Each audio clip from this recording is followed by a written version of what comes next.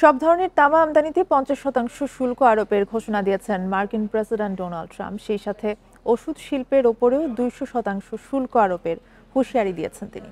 যদিও ওষুধ আমদানিতে শুল্ক আরোপে 1 বছর দেরি হতে পারে বলে জানিয়েছেন মার্কিন প্রেসিডেন্ট।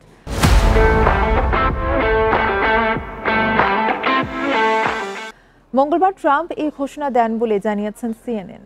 তবে নতুন শুল্ক কবে থেকে কার্যকর হবে তা স্পষ্ট নয়। সিএনএন বলছে, ট্রাম্পের দ্বিতীয় মেয়াদে আরোপিত চতুর্থ সর্বোচ্চ শুল্ক হবে তামার উপর। ইলেকট্রনিক্স পণ্য, যন্ত্রপাতি এবং গাড়ি সহ বিভিন্ন পণ্যের জন্য তামা একটি গুরুত্বপূর্ণ উপাদান। তামার উপর শুল্ক আরোপের কারণে আমেরিকানদের কাছে এই পণ্যগুলো আরও ব্যয়বহুল হয়ে উঠবে।